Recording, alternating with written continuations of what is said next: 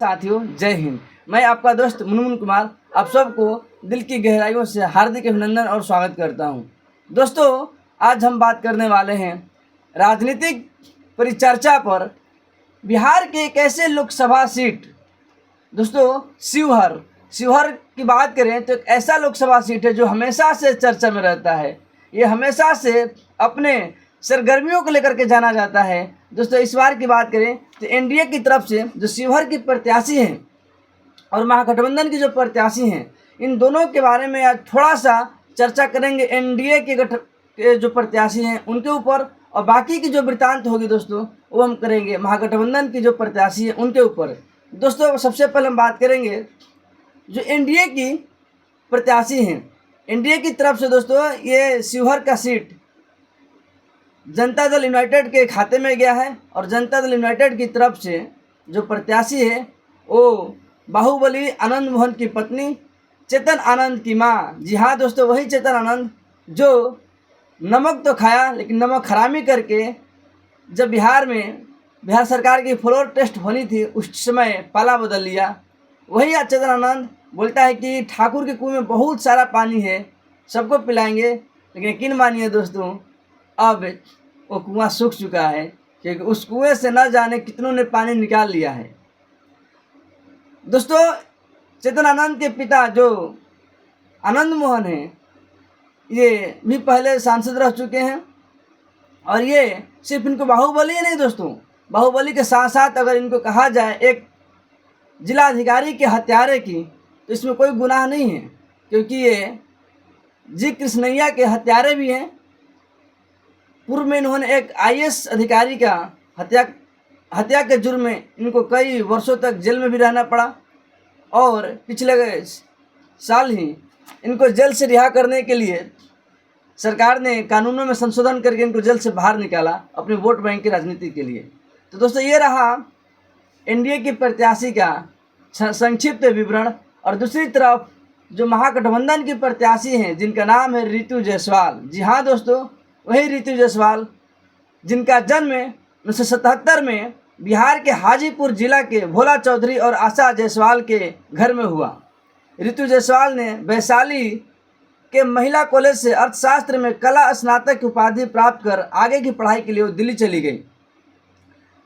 दोस्तों, जायसवाल की बात करें तो जायसवाल जी ने भारतनाट्यम और कथक नृत्यांगना भी हैं। और उनके व्यक्तिगत जीवन की बात करें दोस्तों तो रितु जायसवाल ने 7 दिसंबर 1996 में अरुण कुमार से शादी की। अरुण कुमार 1995 बैच के भारतीय सिविल सेवक यानी कि आईएएस अधिकारी थे। उन्होंने 2018 में वीआरएस लेकर के अपनी नौकरी छोड़ दी। रितु जायसवाल जी के 2 संतानें हैं, एक बेटा और एक बेटी। दोस्तों, रितु जायसवाल की बात करें, उनकी राजनीतिक करियर, वो राजनीति में कैसी आई, उनकी राजनीति की तरफ कैसे रुझान हुआ, उन्होंने क्या सोच के एक अच्छी खासी ज़िंदगी जो मेट्रो सिटी में जी रही थी उस जीवन को छोड़ के दोस्तों इस तरफ कैसे आती हैं बिहार में आकर के। उनके मन में क्या ऐसा भावना उत्पन्न होता है कि हमें बिहार के, अपने पंचायत के, अपने ज़िला के लोगों को सेवा करना है। और ये भावना उस रितु जायसवाल को आज लोकसभा का प्रत्याशी तक का सफ़र कैसे। रितु जायसवाल दोस्तों जब पहली बार अपने ससुराल सीतामढ़ी जिले के सोनबरसा ब्लॉक के सुदूर राज सिंह वाहिनी पंचायत आई थी 2013 में, तो वहाँ के लोगों के हालात देख करके उनके मन में, उनके दिमाग में ये बात आई क्यों ना समाज सेवा किया जाए। रितु ने मेट्रो सिटी की अपनी ऐशो आराम की ज़िंदगी छोड़कर ससुराल आ गई और जन सेवा करने लगी। साल 2013 से लेकर के 2016 दोस्तों 3 साल का सफ़र अपनी राजनीतिक पृष्ठभूमि तैयार किया। उन्होंने लोगों को सेवा की, लोगों को दुख दर्द को समझा, उनकी भावनाओं को समझा। फिर दोस्तों वो साल 2016 जब बिहार में पंचायती राज में चुनाव होना था, पंचायत चुनाव शुरू हुआ, रितु जायसवाल मुखिया का उम्मीदवारी भरती हैं, नॉमिनेशन करती हैं और सिंहवाहिनी पंचायत की पहली महिला दोस्तों वो मुखिया बन के आती है, वो मुखिया का चुनाव जीत जाती है। भारी बहुमत मत से वहाँ के लोगों ने इनको प्यार दिया, आशीर्वाद दिया। परिणाम ये हुआ दोस्तों कि उस पंचायत की पहली महिला मुखिया बन गई। मुखिया रहते हुए उन्होंने सराहनीय कार्य किया।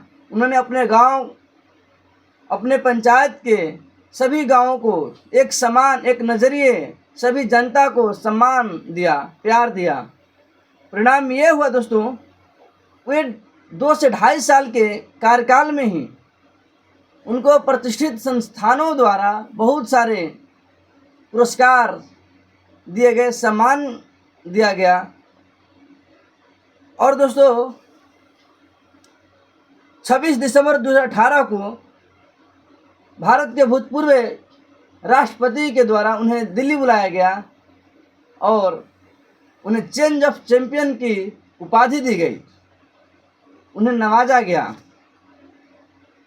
तब तक दोस्तों शुरू में रितु जायसवाल जनता दल यूनाइटेड के लिए काम कर रही थी और ये साल है 2020 जब रितु जायसवाल ने जनता दल यूनाइटेड से विधानसभा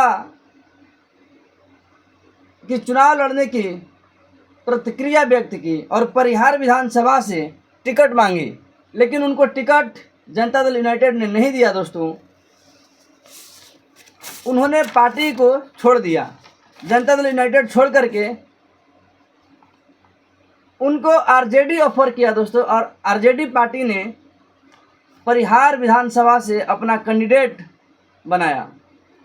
लेकिन चुनाव हुआ, परिणाम इनके फेवर में नहीं आया और ये चुनाव महज 1569 वोटों से 1569 वोटों से हार गई। इन्होंने दोस्तों रिकाउंटिंग के लिए अपील की, लेकिन इनकी कोई भी याचिका नहीं सुनी गई और इनकी याचिका जो रिकाउंटिंग की थी वो खारिज कर दी गई। बाद में रितु जायसवाल जी ने आरजेडी का दामन थामे रहा और आरजेडी पार्टी जो राष्ट्रीय जनता दल है, लालू जी की पार्टी ने इन्हें राष्ट्रीय प्रवक्ता बना दिया। और दोस्तों रितु जायसवाल के बारे में बात करें तो रितु जायसवाल को आपने बहुत बार सुना होगा, देखा होगा कि ये बोलने के लिए, विभिन्न मुद्दों को ऊपर बात करने के लिए ये प्रखर रूप से बात करती हैं, बोलती हैं, क्योंकि इनके पास अच्छा ज्ञान है, सामाजिक परिदृश्य पे काम करने का और सामाजिक नज़रिया इनका बेहतरीन है, इसलिए बेबाकी से बात करती हैं। दोस्तों जब ये चुनाव 2020 में हार जाती हैं, उसी समय जब ये मुखिया रहती हैं तो 2018 में इनके पति अपने नौकरी से VRS लेकर के नौकरी छोड़ देते हैं और इनके राजनीतिक कैरियर में इनके हाथ बटाने लगते हैं। ये 2021 की बात है जब इनके पति अरुण कुमार मुखिया का चुनाव लड़ते हैं और सिंहवाहिनी पंचायत के लोगों ने उनको भारी मतों से विजय बनाया और इतना प्यार दिया दोस्तों, इतना स्नेह दिया कि वो चुनाव जीत गए। बाद में रितु जायसवाल अपने पति के मुखिया बनने के बाद एक संदेश देती हैं और वो कहती हैं अपने पति से, लिखती हैं अरुण कुमार जी से,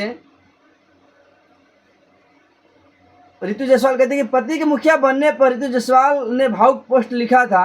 रितु जायसवाल ने ट्वीट कर लिखा, अरुण जी मेरे सिंहवाहिनी का ध्यान रखना, मेरे सिंहवाहिनी का ध्यान रखना, जो उनके पंचायत के लोग थे।